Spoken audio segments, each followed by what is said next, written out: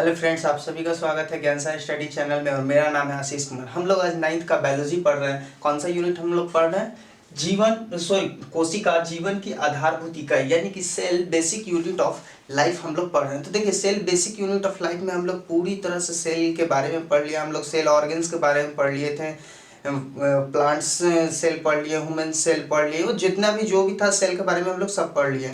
आज हम लोग पढ़ने वाले हैं, क्या पढ़ने वाले हैं? जीवित तंत्रों में पदार्थों का परिवहन यानी कि transport of materials in living system. हमने सेल ऑर्गन्स पढ़ा था तो उसमें बहुत सारी चीज़ जाना था। हमने जाना कि कौन सा सेल ऑर्गन क्या कार्य करता है। आज हम लोग जानने वाले हैं कि ट्रांसपोर्टेशन जो होता है पदार्थों का एक स्थान से दूसरे स्थान तक पहुंचाने का कार्य वो किस प्रक्रिया के द्वारा होता है।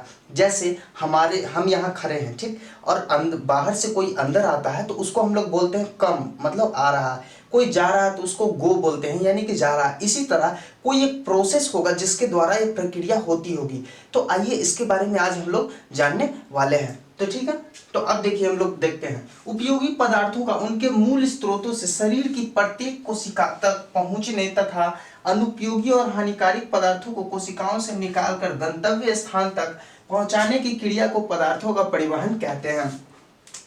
तो देखिए इसका मतलब क्या होता है, कह रहा है कौन कौन सा मूल स्रोतों से हमारा उपयोगी पदार्थ जैसे कार्बोहाइड्रेट, वसा, प्रोटीन, ग्लूकोज, ये सब हमारे बॉडी को चाहिए, पूरी बॉडी में चाहिए, हर जगह जगह चाहिए। तो ये उपयोगी पदार्थ हमारा हो गया।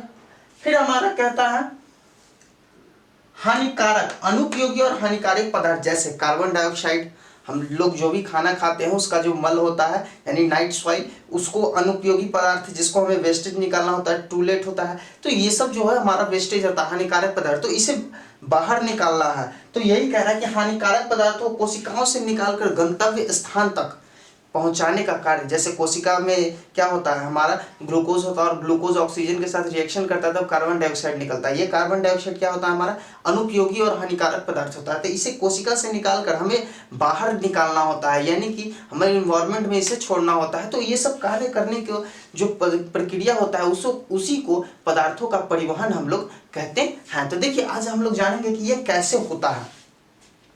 पदार्थों का परिवहन सामान्य दो प्रक्रिया द्वारा होती है। कह रहा है कि पदार्थों का जो परिवहन है यानी ट्रांसपोर्टेशन ऑफ मैटर है, ये दो प्रक्रिया के द्वारा होता है। फर्स्ट हमारा है डिफ्यूजन यानी कि विसरण, और दूसरा है हमारा ओस्मोसिस यानी परासरण। तो आइए अब एक एक करके हम लोग देखते हैं। तो देखिए आपको बोर्ड पे, ये स्क्रीन पे दिख रहा होगा विसरण यानी डिफ्यूजन का एक पिक दिख रहा है। तो आइए इस चीज को हम लोग समझते हैं क्या है।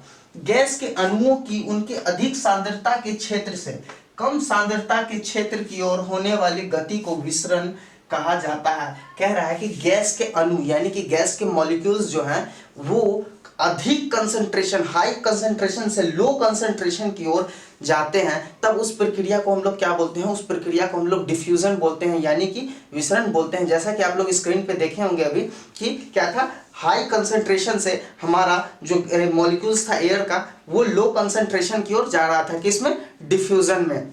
तो ठीक, ये चीज आप समझिए। अब देखिए इस चीज को मैंने यहाँ एग्जांपल के तौर पे भी एक दिया है।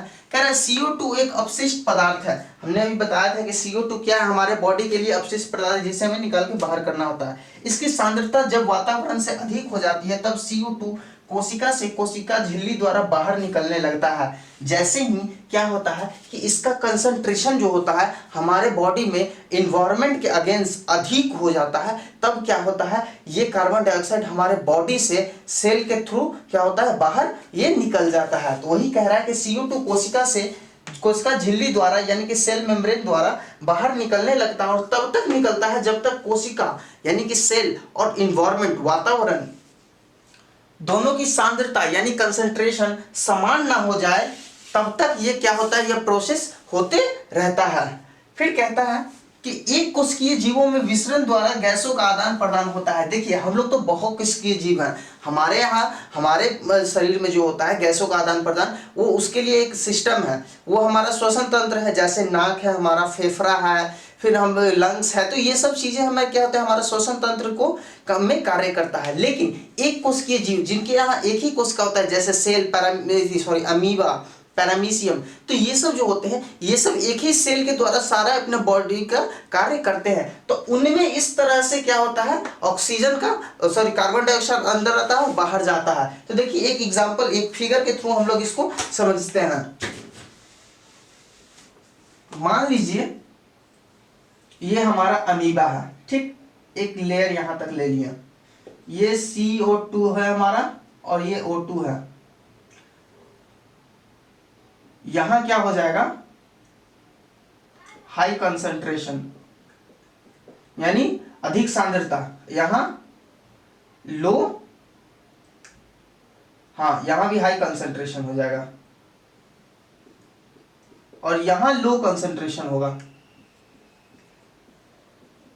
तो देखिए इस चीज को समझिए। अब क्या होगा, इधर हाई कंसंट्रेशन है बाहर एनवायरनमेंट में ऑक्सीजन का, तब ये ऑक्सीजन लो कंसंट्रेशन की ओर जाएगा, यहां पे लो कंसंट्रेशन है, तब ये ऑक्सीजन इधर जाने लगेगा।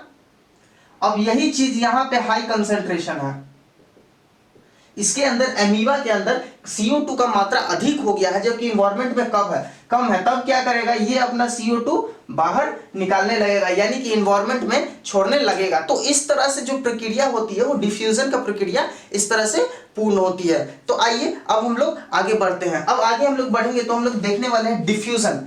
अच्छा, ये टॉपिक हमारा cell basic unit of life का लास्ट यूनिट है, इसके बाद हम लोग ऑब्जेक्टिव देखने वाले हैं।